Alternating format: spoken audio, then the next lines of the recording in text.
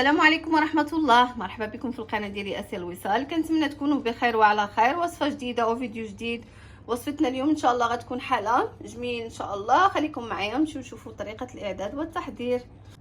اذا على بركة الله نبداو الحلو ديالنا. عندي اول حاجة عندي بسكوت، اي نوع بسكوت عندكم تقدروا تستعملوه. وعندي هنا الحليب بارد.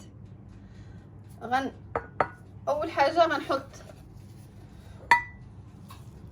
غنحط البسكوت في الحليب كما كتشوفوا، يعني غنسقيه بالحليب بهذا الشكل هذا، وغنصفو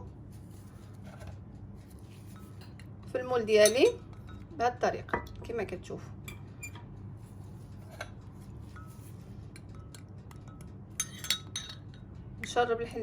نشرب البسكوت بالحليب ونحطه في المول كما كتشوفوا بهذه الطريقه. غنستمر بهذا الشكل حتى نسالي البسكوت اللي عندي كامل. غنعمل جوج طبقات كما كتشوفوا. دابا غنعملوا الكريمه بعد ما ستفنا البسكوت ديالنا. عندي اولا ظرف دريم ويب. اول حاجه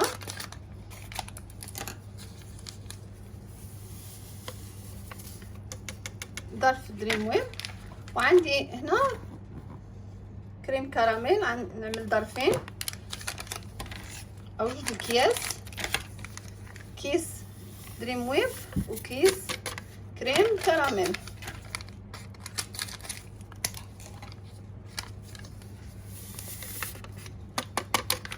وغنضيف عليهم كاس الحليب.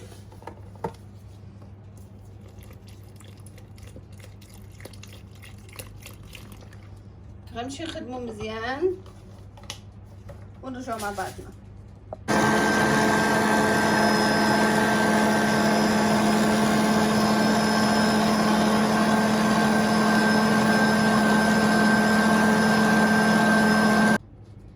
اذا الكريمه ديالي ها هي وجدت كما كتشوفوا. دابا غنحطها فوق خدمتها مزيان بهذا الشكل هذا. شوفوا كيفاش كترجع. دابا غنبدا كنحط على البسكوت طبقه،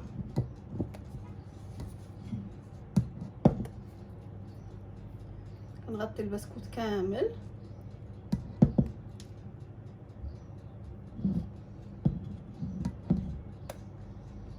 بهذا الشكل. وغنزيد طبقه اخرى للبسكوت. منين نسالي الطبقه هذه غنزيد واحد فراشه اخرى للبسكوت. اذا كما كتشوفوا حطيت طبقه الكريمه. دابا غنحط طبقه البسكوت عاوتاني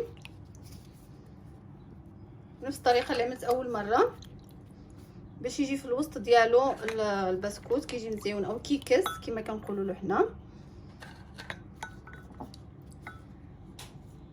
بهذا الشكل هذا. غنغطي الطبقه كامله. طبعا هاد الحاله هذا ما كيدخل غير النبيره، ما كيطيب ما والو، ما كيدخل الفران ما حتى شي حاجه، غير غيبرد وناكلوها بالصحه والراحه. كيجي ساهل ومزيون وبسيط وكيجي مزيون. واحد في رمضان بالليل كيحتاج ياكل الحاجه ما نضغطوش عليه باش ما ينزلش تحت كما كتشوفوا. اذا غنكمل بنفس الطريقه وغنرجعوا مع بعضنا.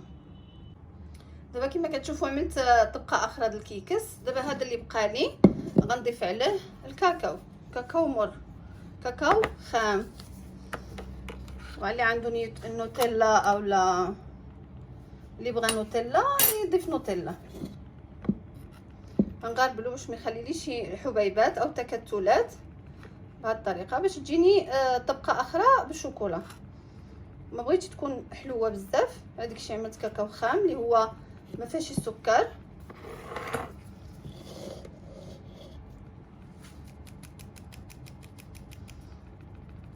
وغنخلطو المزيج كما كتشوفوا. غنخلطوه تصبح عندي بالشوكولا.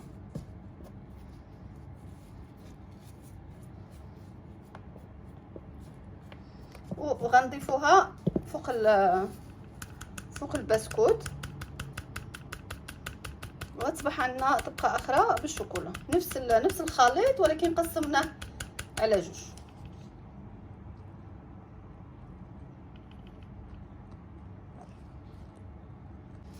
اذا ها هي الكريمه كيفاش رجعت بالشوكولا. دابا غنضيفوها على البسكوت ديالنا كما كتشوفوا.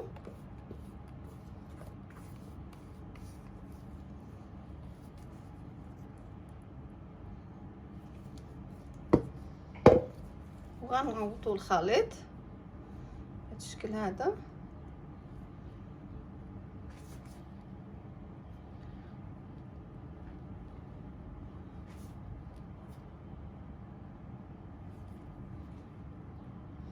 كنوصلوه حتى للجوانب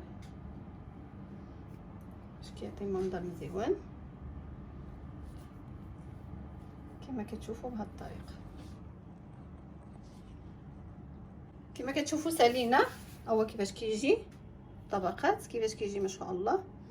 دابا الخطوه الاخيره اللي غنعمل طبعا اختياري اللي بغيتو تزوقوها باي حاجه من الفوق كتزوقوها، كيبقى الاختيار ديالكم. انا غنعمل شويه د الكاكاو هيدا من فوق كخطوه، او بغيتو تعملوا البسكوت مفرتت مطحون، كيبقى الاختيار ديالكم. وغنديوها للثلاجه البرد على خطره 3 ساعات 4 ساعات، وناكلوها بالصحه والراحه. اذا الحاله ديالنا ها هو وجد. ان شاء الله نتلاقاو منين يوجد ونخرجوه من النبيره باش نذوقوه ونشوفوه كيفاش غيطلع.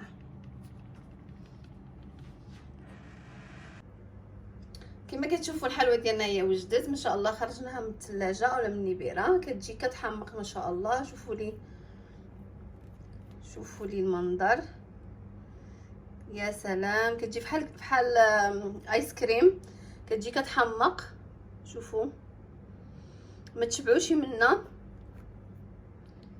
ما تشبعوش منها. كنتمنى تعجبكم. اذا بغينا نقطعوا منها بحال هكذا